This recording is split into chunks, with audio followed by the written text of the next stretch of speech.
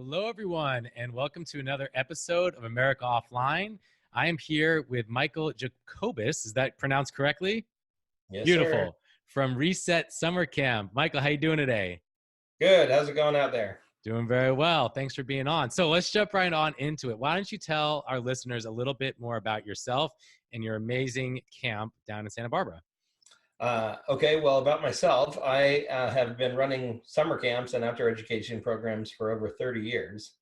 And just 2 years ago, I decided to take that experience and combine it with a problem that I was having with my oldest son, who was addicted to online video games. And I founded Reset Summer Camp, which is now a 4-week clinical residential program that runs in the summers for kids dealing with online gaming addiction, social media, streaming excessively, things like that. Cool. That was a nice, in a nutshell, response right there. Usually, some people talk in 3 to 5 minutes. So, I try not digging to in. ramble too much. There we go.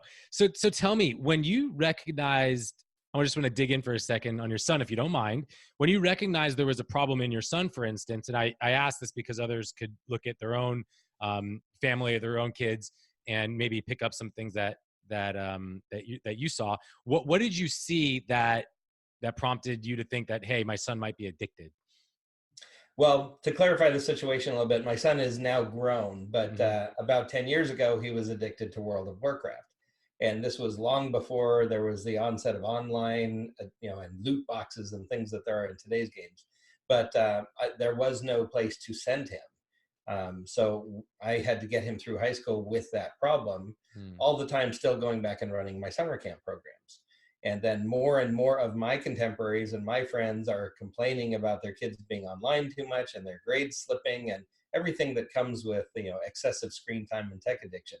So I decided rather than retire, which was what I was going to do, that I would see if I couldn't combine that need with my summer camp expertise. Very cool. And so that was 10 years ago, and Reset's only been around for a few years. So what was that period like from the time that you decided to do something to the time that you started Reset Summer Camp? Well, like I said, I had worked my son through high school and it was kind of a battle and got him off to college. And now he's an adult and has a job and that's all fine. And I kind of thought I was done. But then, like I said, different friends and different family members are all Mm, having the same problem. And my fellow camp directors running other camps are having issues with kids coming to camp that are used to being up till 2 in the morning and 3 in the morning and, having gaming and online addiction issues. So it took a while to sort of figure out what this might look like. It's not a traditional camp. It's not out in the woods. We don't sleep in tents. We contract with universities. So we actually use college dorm space because a big part of what we do is life skills. So we want the kids to live in dorm rooms and have roommates just like you would do if you were a freshman going off to college. yeah. So it took, I didn't have the idea immediately 10 years ago, but it was a growing problem for a long time. And rather than retire, I decided to merge the two Yeah. and continue in a camp atmosphere with a clinical twist to help these kind of kids. Cool. I love what you're doing. I'm such a big believer, and there's such a huge need for this. Michael, tell me, where is the line between acceptable usage, playing video games, and every day, or where's that line get crossed between addicting or being addicted and overusing and reasonable usage? Well, it's funny. I have this kind of conversation with parents almost every day, as I'm sure you do, Mm-hmm. and every kid is different. So I never answer the how many hours is enough hours kind of question. To me, Right. it's when it becomes a detriment to the success of the individual. Mm-hmm. I actually had one lady call that was thinking about signing her kid up for camp, and she was very upset with his Fortnite playing. And I say what I always say: tell me about the rest of his life. Tell me about your kid. And he's Mm-hmm. getting great grades, and he's on the debate team, and he has a part-time job. And I'm like, I don't really, I understand you don't like Fortnite, and I can certainly direct you towards maybe something healthier. Mm-hmm. But he's not playing it 18 hours a day, dropping out of school, calling her horrible names when she says turn it off and come to dinner. Parents who contact me wondering if there's a problem pretty much already know there's a problem. Yeah. So it's interesting because I want to push on this a little bit. So we do retreats as well. We've talked about it. Our kids are a little, I would just say, lack of a better terminology, less Less addicted than, experience. yes, than you get. We have just more of like 60, 70%, functional overusers, I guess you could say. But we've seen kids that come in and they're in great shape. They're doing great in sports. They're happy. They have friends. They're social. They have good grades. But they're on, when I look at their screen time, they're on, combined with Instagram, Snapchat, and YouTube, they're on 6, 7 hours a day. And so is that okay? What are your thoughts on that?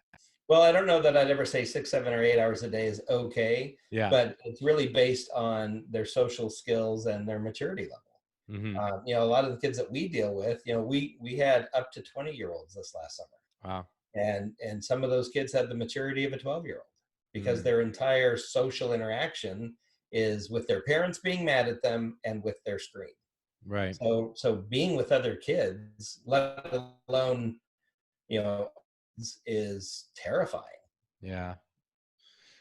What is the experience like, I guess, on both sides, right when camp starts, right when they arrive? I'm assuming things get a little wacky.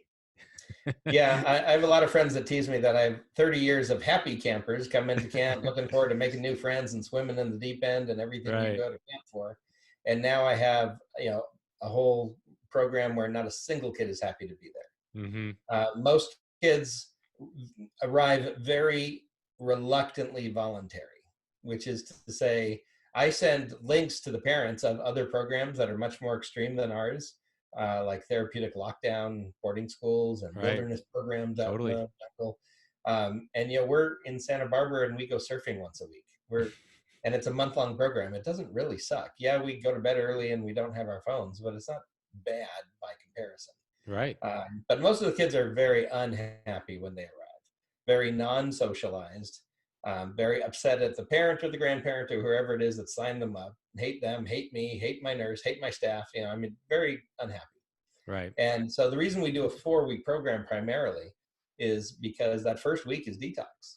We do stuff, but you can imagine kids who are used to being up till 2, 3, 4 in the morning. Now it's a 9:30 bedtime, Yeah. and we're going to wake you up at 6:30 because breakfast is at 7, and the I'm going to sleep until noon is not an option. So it takes us a good week to get them unsurly and reluctantly accepting their fate. Do you, this might be a little, I might be crossing over into space that both of us may not be, as we're not neuroscientists, but do you know anything about like how the chemicals work as far as like when they show up? Like, I know that obviously there's a lot of dopamine being released with a lot of the games and stuff, and that's how they get their happiness. But like, what's that like? I mean, I believe it's a legitimate detox that they're going through chemically. Is that what, do you speak Absolutely. to that a And little bit? and and I would say sadly I know way too much about it than I ever thought or wanted to know about it. Yeah. And as a side note, I'll say that we go through a lot of screening of our staff, including our clinical staff, Mm-hmm. because just because somebody has letters behind their name doesn't mean they have any experience or expertise in exactly what we're doing. Totally. There's a lot of therapists that do drug and alcohol, and that's great if you're preaching abstinence and getting somebody off an addiction and back to normal life. But we live in a tech world, so that doesn't necessarily mean what we're dealing with these kids who are going to go home and go back on their tech, just hopefully in a self-moderated way. Right. But to get to your point, we talk with the kids and their parents a lot about the battle in the brain between cortisol and dopamine. Mm-hmm. Dopamine, as you said, is the pleasure hormone, and cortisol is the fight or flight. So in our lives, as we are wired as humans, those things hit our brains at very specific time. Fight or flight is danger, Mm-hmm. and cortisol is really good food or sex, or there's a few things that trigger dopamine. So those things hit your brain very occasionally in very specific circumstances. Now you put a game or social media with likes and all this other stuff in front of a kid, and now you're getting dopamine, cortisol, 50 times every 5 minutes. Right. And so the reason this has become so challenging for parents and for kids, because the games that are coming out now are triggering these chemicals in your brain faster and faster and faster. We pick on Fortnite all the time. And Fortnite touts itself as a free game, and it is. You can download and play for free. And that builds, the game itself is a cortisol. It could be called cortisol instead of Fortnite because it's a shoot 'em and last man standing game. Right. So you're running, you're fight or flighting until you die or you win. Hmm. And either way, if you win, you get the big blast of dopamine. If you die, you got to start that next game. You got to get in again and play again. And as soon as you get in, there's that hit of dopamine. And in the meantime, you're in what they call the lobby, and you better buy this NFL jersey skin that your buddies all have in the next 13 seconds, because if you don't buy it, you're a real dork, and they're the really cool kids, and make that 7 seconds you got left. And the time is ticking down, so there's all this cortisol going on right there. And as soon as you buy it, usually with mom's credit card that she doesn't know about, then you get the dopamine hit again. Right. Wow.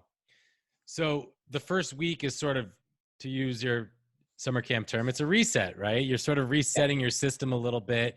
And I guess in some ways, the dopamine begins to come from other enriching activities that make the kids feel good. Can you tell us a little bit about what you guys do at camp? And maybe some of these things for the listeners out there are things that parents or families can do to make their kids look for other activities to feel alive. Well, when I say life skills, a typical parent might relate that to the word chores, and it's not slave labor camp, but we have a very set schedule that was designed by myself and some other camp professionals and some clinicians about what it would take to get these kids to a point where they could be functioning independent adults, even if they're 13, 14-year old. So at some point they have to move out of mom and dad's house and go to college or get a job or be grown-ups somewhere. Right. So we start, when I say life skills, we start with flush the toilet and clean the toothpaste out of the sink. Wow. Because they're in college dorms with roommates, people they just met. Once in a while we'll have a pair of brothers or pair of cousins or something like that. And we might let them share a room for the first week, because that's just one less battle to have. But we change up roommates every week on purpose to I say to mess with the kids, but to give them a new roommate to deal with, because life throws you different curveballs all the time. Totally. So getting them out of their comfort zone is all part of that. But in addition to a good sleep schedule and a good nutrition schedule, and then the chores I'm talking about, we have room responsibilities every day after breakfast. So we come back from the cafeteria and we get into our rooms. We make our beds. We put the dirty clothes in the dirty clothes hamper, not on the floor next to it, like we might be doing at home. We flush the toilet and clean the sink. They clean their bathrooms. They scrub their toilets. They're living like they're independent adults. And they're not released from their dorm rooms until one of my staff go in and say, it meets code, it meets standard. And then they go into a whole series, depending on what day of the week it is. They're either in a group therapy session, or maybe a culinary class, or maybe an art or a music class. There's a lot of enrichment and skill development that goes on.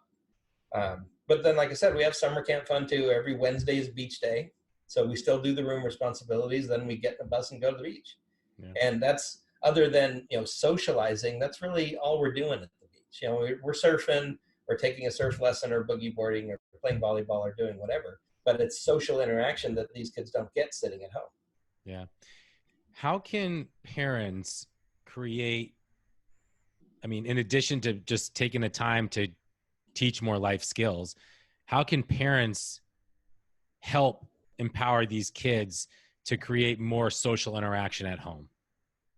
Well, the best advice I ever give a parent is to model the behavior they want, because you can't be mad at your kid for being on the cell phone at the dinner table if you're on yours. Mm-hmm. But a lot of our families choose to create a power strip, centralized power strip in the kitchen if you can trust everybody, and a locked closet if you can't, where all the devices go at night. So nobody, including mom and dad, have their devices at night. But the most powerful thing I talk to parents about is to know the kids and the families of the kids that your kids are playing with. So the friends and the friends' parents, because chances are those parents don't want their kids doing any of the things that you don't want your kid doing. So that's why we preach. We never say you're not going to be able to play a game or be on social media, because that's where a lot of these kids' socialization happens. It happens at school and happens at other places too, but their friends are online. So that's okay. When are the friends online? So make sure the chores are done. If you're helping cook tonight's meal, if you're setting the table, if laundry has to get done, fit in the social chatting around connecting with the family. And then limit that time to whatever time is appropriate for that kid and his maturity level. Yeah. keeping in mind, we should be unplugged probably an hour before bedtime so our brains can start calming down and get ready for nighttime. They shouldn't be like watching YouTube videos till 2 in the morning, things like that. But neither should mom and dad. Right. What's the reintegration process like right after camp? What do you guys, how do you guys manage that? Well, we actually do with our clinical team a phone reintegration in the 4th week of camp, and that's very light. When I say reintegration, we don't hand them their phones and say, "Hey, it's the 4th week, go crazy." We turn their phones on in front of them, and we talk about all the missed messages and the missed notifications, and how that is pretty much nothing compared to all the cool stuff we've done here at camp. You learn to cook, you learn to surf, you're making new friends, you're playing board games, you're reset to whoever you were before you got lost in this technical nightmare. Right. We had one girl last summer who had missed over 700 notifications on all her Oh my different God. stuff, and none of it was important comparative to the experience she was having at camp. Now, at the end of camp, we do a full family weekend workshop, which means the families come in around lunchtime Friday and they don't leave till lunchtime Sunday. So they get a real blasting dose of camp as well. We have a lot of lecture stuff that we talk about, but we have practical activities that they do with their kids, including an improv class and a culinary class. We want them to rebond as living humans, not texting each other that dinner's ready. And then we do weekly follow-ups for 12 weeks after camp with the parents and the camper to make sure we're staying on the right track. That's cool. So you'll have a coach or one of the counselors there essentially follow up via phone or FaceTime or something like that and Yeah. just check in. Yeah, and they take notes about the previous conversation. So, if a kid's in a play, we'll ask how rehearsal went. If the kid is having an issue with mom and dad, we'll talk about it with mom and dad, and then we'll follow up the next week and see how that's going and things like that. That's beautiful. Have you captured any data around effectiveness, maybe either short, medium, or long term, as to how the camp has done as far as making an impact on kids and home life? Well, the only data we capture is what the parents report to us. Mm-hmm. Even if I had PhDs making these calls, we're only getting the information that parents and kids are willing to share. So we're touting about an 80% success rate, only because we don't have data from the people who don't participate in the follow-up. We've had some very wealthy and a few very famous kids or people connected to famous people, and they wanted different names when the kid came to camp, and they don't answer the phone when we call for the follow-up. So I can't tell you how they're doing. 2 summers ago, we had a pair of parents sitting in the back of the family workshop on their phones the whole time. No. I can probably tell you that kid wasn't successful, Right. but there's no real way to capture any solid data unless I was following up with their teachers and their friends and their families for 2 years, which I probably won't do. Right. And you mentioned success, Michael. Like, what do you consider success? Parents who aren't pissed off anymore. When I talk to these parents, I've had moms say to me, "Oh my God, thank you so much. You gave me my son back." And she's talking about him being interactive in the car ride. Because one of the new family rules is we're not going to have our earbuds in and be staring down at YouTube watching our phone the whole time during a car work. Even if you got to play that license plate game we played when we were kids, we're going to verbally interact in the car ride, even if it's just from here to school. Yeah. And because they're doing that practice, she's getting more and more information about her son's life and her friends and what's going on, which was zero when he came to camp. Yeah. Now, is that me waving a magic wand? Not really. That's me sticking to a schedule. Yeah. And one of the things we say at the very end of the family workshop is that I have a little note to all the parents. We have had your kids for 4 weeks. We have treated them with a massive level of accountability and responsibility. And they've been on a very set schedule, getting a very set number of hours of sleep and a very set eating schedule with certain nutritional guidelines that have been met. And basically we've adulted them. So now they're being handed back to you. Stay that way. Don't reward them with a weekend of unfettered internet access. Don't take them to Disney because you're so proud of them. They're adults now. They can do their own laundry. They can cook you a meal when you go home tonight. Go do that. Yeah.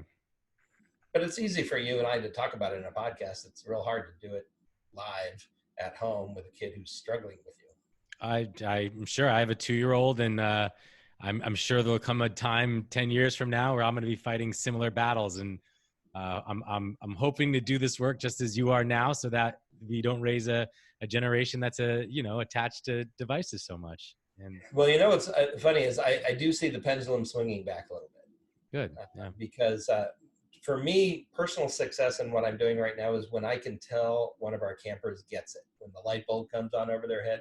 Because we talk to them about esports, and I think it's horrible that esports are now happening in high schools and college, and you can get scholarships to be an e-athlete and stuff like that. But we tell them that they're just cogs in that machine.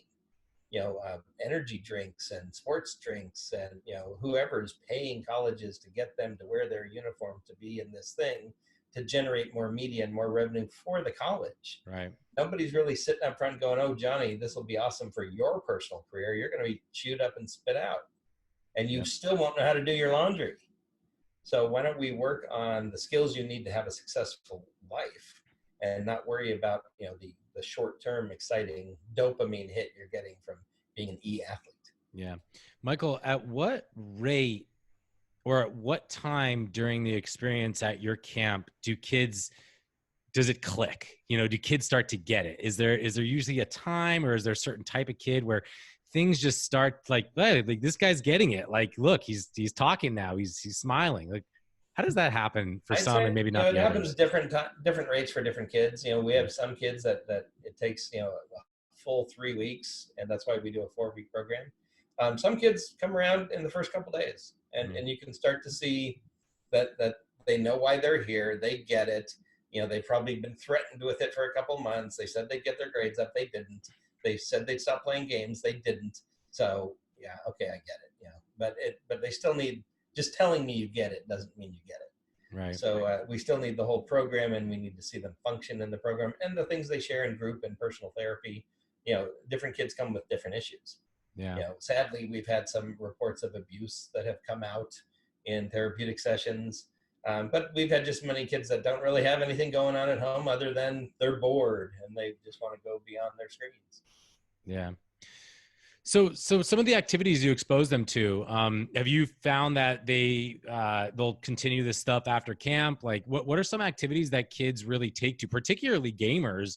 I'm kind of curious about that, because we do we like to learn about the kids gaming, what type of games they like, and then we try to find things that maybe align with those desires in real life. This is some stuff from Well, the gamers love playing board games. Interesting. Which kind of goes hand in hand. I mean, yeah. Catan and Magic the Gathering and Dungeons and Dragons. I mean, they like those thought-generated strategy kind of games. They're slower than what happens online, but they seem to really be into that kind of stuff. The other kids we notice take to drama or learning to play the guitar, or the cooking culinary class that we do. Everyone seems to love basketball. So we have, and volleyball when we go to the beach. But we do a lot of those kind of things. We played soccer and capture the flag, which are campy kind of things, but nobody takes to those like they take to basketball and guitar lessons. It's interesting. Yeah. I think anytime you're getting like guitar, right, you're getting them to create as opposed to like just consuming things. That's always a nice thing. We get so used to like we're getting images pushed into our head as opposed to like let's think of our own images. Let's think of our own games. Let's innovate in our own way. And I think from the research that I've looked at, legitimately, there's neural pathways in your head that will start to, in your brain, that will start to atrophy at the point that you stop conversing, you stop creating and thinking outside the box. And the brain is pliable. And luckily there's programs like yours that are helping them sort of reconstruct the brain a little bit and build back the capability to be able to connect with people meaningfully and do things like sit and read a book, which may be difficult for someone who's so used to flashing images and badges and points and things popping up. So yeah, for sure. It's been very fun watching. I bought 6 guitars last year for summer camp, and it was so fun watching those kids start to, and I had an instructor who knew how to play guitar, but knew how to teach very simple stuff, and watching those kids be all impressed with themselves. And anything music is awesome because music is math, basically. if you're good at music, you'll be good at math and science. Mm. So, I can make you a better student by putting you in front of a piano or handing you a guitar. So, and then we don't tell them that because they just think it's cool that they're guitar players now. You know, it's So, funny. This kind of gets back because I went to school in Santa Barbara. So this short little story was happened in Santa Barbara. I remember very distinctly because I play guitar personally. I can turn my camera, it's over there. And I remember Guitar Hero. I don't know if people are still playing Guitar Hero or not, but I had buddies that I would live with that would play Guitar Hero, and they were good. And like I would try to Guitar Hero, and I was terrible. And I was like, but yeah, I could play guitar much better than them. And I was like, Brad, did you know for the hours a day that you're playing Guitar Hero, you could probably be playing lead guitar in a band right now, doing the real thing. And it's like it never made sense to me that you could want to be doing this virtually more than actually doing it in the real world. It's crazy. well, what's funny is there's more and more studies coming out that show that the virtual skills, if you want to use that word, don't translate to 3D tactile world. I Interesting. watched a report not too long ago where a kid was building a Lego thing, Mm-hmm. but he was building it on screen. So he was dragging his finger, putting the blue block on top of the red block and doing whatever. And this was like an infant. And then they put him on a floor mat in front of the exact same Legos, only 3D, and he had no idea what to do because there's no tactile. There's no hearing it click. There's no feeling of the 3D. But he couldn't translate what he saw on a screen in 2D to being the same thing, only on the floor. Interesting. Yeah, the only time I've actually seen video games or using screens actually benefit application in a way that was similar to what you were doing on the screen was I've actually heard, by doing certain gamers or people who were gaming, I forget the exact study, they were like 0.1% quicker in the reaction time after gaming for a while as opposed to not gaming. But other than that, I haven't seen, using video games or something. People will say, oh yeah, it's like helping reaction time. Well, maybe that one study did show that, but there's not a lot of proof to what you're saying that it actually does help you in real life. And I do, when I told you, I tell the campers that we're not going to tell you not to game, not to be on social media and things like that. There are two examples I share with the kids about the positive aspects of gaming. And one of them is that there's certain nuclear submarines right now that the Navy has. Mm-hmm. They've swapped out their periscope controls for a controller that looks like an Xbox controller. Oh my God. Because they're recruiting kids. They're 18 and you join the Navy, and it's way easier for a kid to handle something he's used to handling than to teach him all this new stuff. Yeah. And then there was also a study that I think surgeons that do the weight loss, the gastric bypass, right? If they're gamers, they have better hand-to-eye coordination when they're doing those surgeries where they've got the tools here, but they have to look at the screen to manipulate where the tools go. Wow, interesting. But then I, of course, tell them, to get anywhere in the Navy or to be a surgeon, you have to spend a good, healthy amount of time in school, paying attention and getting good grades and building other skills other than, winning at Fortnite. Totally. So we talked a lot about gaming, which I think is valid. I think it's something like 97% of teens, this is all teens, including females, game, whether it be, playing some games on your phone or Fortnite or Call of Duty. Let's talk about social media, Michael. What do you see? And then we can dig in on it a little bit. But what do you see in terms of social media? Do people come that just have a problem with social media? Yeah, and the higher number are girls that come for just that reason. And largely, one of my clinicians refers to them as suffering from over-sexualization, which means they're wearing too much makeup, not enough clothes. We actually had Cam Adair visit our camp 2 years ago, and he asked all the assembled kids, how many of you have ever posted a picture on social media and taken it down within an hour because it didn't get enough likes? Every single girl raised their hand. Right. And that's a question I would never think to ask. If I took a picture of you and me and posted it, it'd be because I thought it was cool to have a picture of you and me. It wouldn't have anything to do if anybody liked it. But that just shows, that we're a different generation and, we have different priorities, and so much of personal self-worth and body image and all this stuff is wrapped up into the social online life. So how many likes and how fast I get those likes And there's now abbreviations for like my stuff or like my photo that they send and text to each other. So they'll go on to social media and like each other's stuff, so they get more likes faster. And it's really scary. Yeah. Obviously a longer conversation, but what are some of the things that you would offer a teen, let's just say a, 15, 16-year-old teen girl who was on social media all the time, what are some of the things or tools or things to think about that you would offer them? Well, at camp, obviously, they get off that stuff and we work on personal relationships. At home with the families, kind of like I said, I try to get the parents to steer the kids towards clubs and sports and after school activities, things they can do in the real world with real life people. Um, we find that we do like an improv class, which anybody can do and anybody can participate in. But we're finding a lot of these kids are really taking to theater or drama and stuff like that. And if there's a drama class at school where they don't have to be on stage, they can be in the shadows backstage, pulling the rope to open the curtain or something, but it gives them a community to belong to.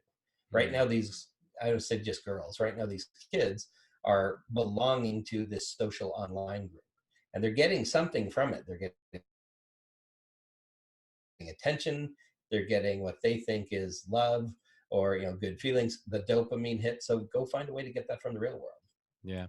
And what about like with schools, Michael? Because schools often it's almost like a badge of honor now if they're like 1-to-1, iPad to kid ratio schools.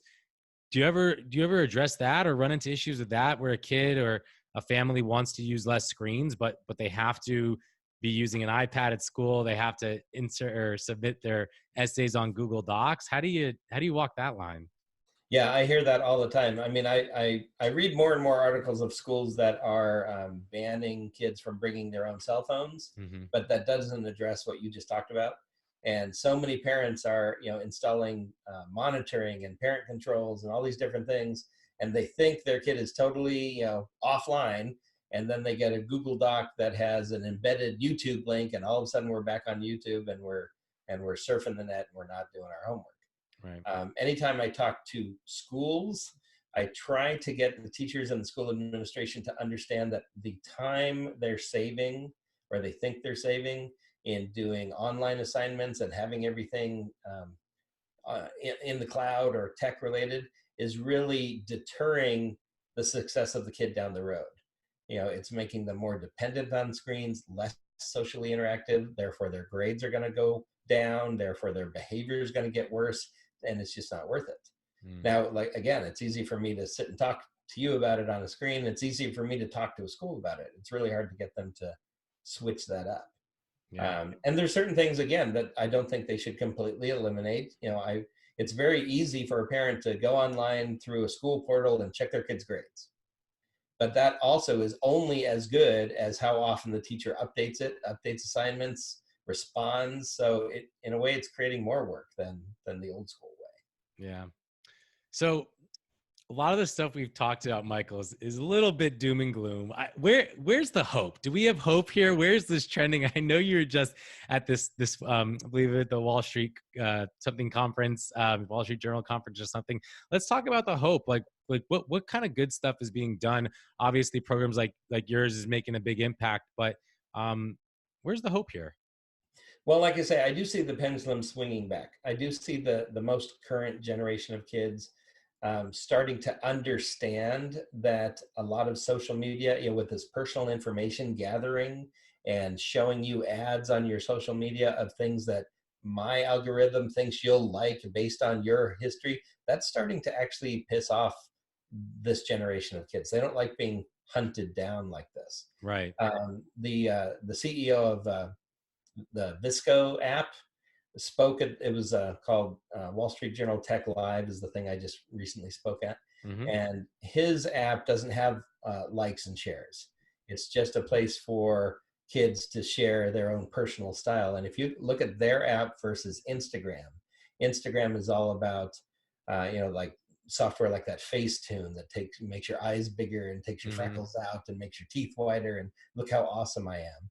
Whereas the Visco app is much more the experience. Look at this fabulous place I'm at naturally. Nobody can like it anyway because it's not designed for that. So it's more self-expression than impress the neighbor Yeah. expression. Hmm. So I do say there is hope, and I do see it. It's like when the light bulb comes on at a kid at camp. I had the pleasure of speaking with Diana Graber, who runs a program called Cyber Civics, and it's a curriculum program for schools to kind of teach kids responsible being online and responsible digital citizenship. And she always jokes when we work together that her mission in life is to put me out of business. Mm. And I'll say that would be great. I would love to not have a need for kids who are excessively addicted to screens to need to come to a camp like mine. And maybe that'll be the case in the future because the pendulum is starting to swing the other way. In some ways, that your camp is the one camp that's designed that you like. If you do your job, I don't want to see you back at my camp, Well, right? and it's funny is the first year we had camp, I even said that to some of my staff. I said, if we do our job right and cure these kids, we'll never see them again. And that's what I thought would happen. And then we did the next summer, and we had 4 returning kids apply to come to camp. But it's not because they went into bad habits again. It's not because they went back to the dark side. It's because they had a good time. They really appreciated being offline for a month, and they wanted to contribute to the new angry kids that were going to arrive and tell them it's not going to be that bad. I was you last year. And Yeah. so we had 4 returners this year. 2 were too old. So we created a junior staff position because it was our second year. We didn't have junior staff the first year. And then 2 were just returning campers, and they set a wonderful example for all the other kids. Yeah. So they were kind of the cool kids because they'd already been there. I didn't expect that to happen. So that's good to see. Yeah. All right. So, coming up on time here, I'm trying to think like maybe like what is like some of like you did mention like some of your top tips were, about I think you said modeling is really important, but like, what is one of your true golden nuggets to kind of put you on the spot, Michael, Well, no, about the most golden nugget is the one I mentioned is be in contact with the families that your kids are in contact with. yeah. I had a mom say, her daughter's best friend isn't her best friend anymore because now she's with this new group of girls and they're laughing about her bullying her online or something. Hmm. And the very first thing I said was, well, tell me about the last time you spoke to the former best friend's parents.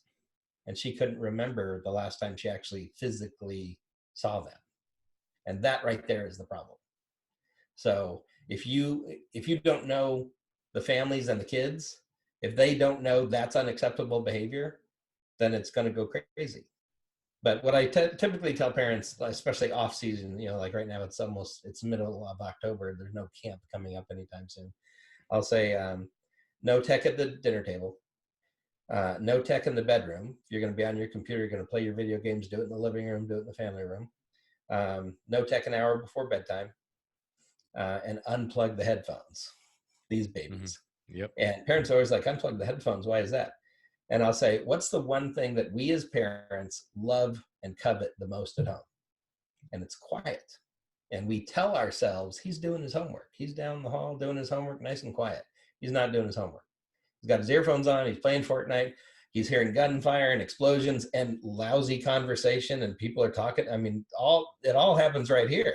Mm-hmm. I mean, some of it happens, with what they're seeing, but it really all happens right here. So unplug those headphones. And so then you have to deal with all the sounds, but you're going to hear all the inappropriate conversation and the undesired, hey, what's your name? And all this, we go down the predator hole a little bit, but I try not to scare them too much, but we do talk about it. Yeah. Michael, thank you so much for your time, and thank you for your work, helping kind of push it forward and help the kids, because we're fighting against big tech companies and their needs and what they're doing, and it's a difficult struggle here. But I'm with you, and I think the pendulum is swinging, and I'm hopeful that with people like you and I doing the work, we can make a big difference. Well, and thank you. And I'll tell you one last thing, because you said that. When I'm doing a presentation at parent groups, I'll show them a little fishing boat in a quiet harbor on a sunny day. And I'll say, this is what my parents had to deal with when I played pinball and Pac-Man. That gives you a little window as to how old I am. But and then I'll show them the final scene of the George Clooney Perfect Storm movie with the giant tidal wave and the little fishing boat right there, and they're about to go upside down and everyone's about to die. And I'll say, this is what you're dealing with. Right. So, they're always into blame and fault and what rotten parents they are for allowing this to happen. And I'll be like, give yourself a little grace, because no generation before this generation has ever had to deal with this. Yeah, it's all happened so fast. It just exploded in the last decade. So just be educated and be communicative with your kids. Yeah, cool. Michael, where could our listeners learn a little bit more about you and Reset Summer Camp? Well, all our resources are at resetsummercamp.com. We're even working with a really good psychotherapist to create a year-round kind of family online resource called Reset My Family, but the link is at the resetsummercamp.com website. And then the phone number and the email on there is me. The phone number on there is my mobile phone. So people call me all the time and they're like, oh, I'm so surprised a real life person answered. And I'm like, I'm a parent. I've been in crisis. I know exactly where you are. Yeah. So they can reach out to me anytime just off the website. That's beautiful. Awesome. ResetSummerCamp.com. Michael, thank you so much again for your work, and thank you for being on the show today. My pleasure. Take care. Okay, take care. Bye-bye.